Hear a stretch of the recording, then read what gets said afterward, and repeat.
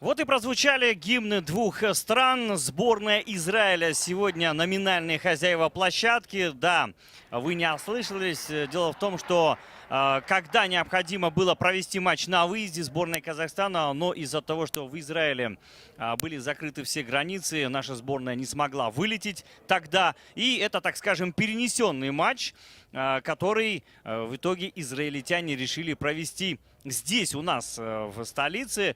Что касается состава Казахстана, то мы отмечаем отсутствие Даурена Нургожина, а также Дугласа Жуниора. Қарымта шабуылға болады. Тұрсағұлов теппеді, ортаға қарай кірді, және енді ғана соққа Тайнан! 1-0. Әдемі пас, тамаша гол. Бұл жерде егер қорғаушы болмағанда, онда Шафир Хафифтің қақпасына бір керемет голдың бір енгенін көретін еді. Қараңыз, міне Тұрсағұловтың пасы әдемі асырды. Шебер Тайнан, шебер, бірақ өз баспен ары қарай соңына дейін шабуылды түйіндеп қақпаға қарай енгізді. Есеп 1-0. 1 минут 31 секунд уақыт қалды бірінші таймның аяқталуына. Игита бір қорытын соққы жасай ала ма? Жоқ, Тайнан. Артқа қарай Игита. Қапталмен бұл жерде тағы да бір соққы және гол! Нұрбек Қарағұлов. Есеп 2-0. Бірінші таймның аяқталуына 1 минут 22 секунд қалған кезде Нұрбек Қарағұлов та қанжығасын майлап отыр. Шафир Хафиф қанша жерде енді бағана бірнеше соққыны қайтарғанымен енді бұл жерде допқа ие болмады. Оның командаласында біраз жолға тұрып алып қазір қателестірді. Сонымен бұл ойынның бірінші таймында өз мәресіне жетуге аз ғана қалды. Игита пас Қапталға қарай бұл жерде Тайнан және Жомарт Тоқаев.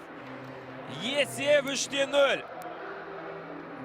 Алғашқы гол Жомарт Тоқаевтың Европа чемпионатының іріктеу ойындарында. Қатарға кеше ғана қосылған Жомарт міне тамаша гол соқты. Тура бірінші таймның аяқталар тұсында. Есеп 3-0. Міне Тайнанның тепкен добы. Бұл жерде Жомарт тура қақпаның жанында осы бір пасты күтіп дайын тұрған екен. Шафир Хафиф бірінші таймның өзінде 3 гол өткізіп алды. Есеп 3-0. Оңға, солға, тіпті өз қақпаларына қарайда теуіп жүріп жатыр. Өйткені қиыстау кетсе болды. Әйтеуір бір соққының бетін қайтарса, соққының қауіпті бір шабуылдың тойтарыс берсе болғаны. Тайнан! Өрен Тұрсағұловтың пасы және Тайнанның керемет соққысы.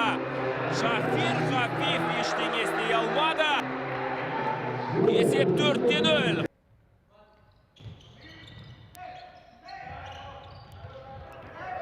Тұрсағұлов. Артқа қарай пас. Игита, Балтабаев. Бірақта тағы да Балтабаев тепеді. Гол. Гол Израиль міне. Ақыры гол соқты. Бос қақпаны дәл көздей алды.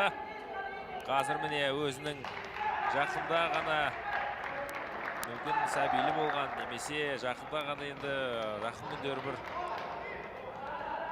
нәресте сыйлайтын жарына Дамир Школьник бұл голды арнады. Міне бос қақпаны дәл көздеген 13-те минут Дамир.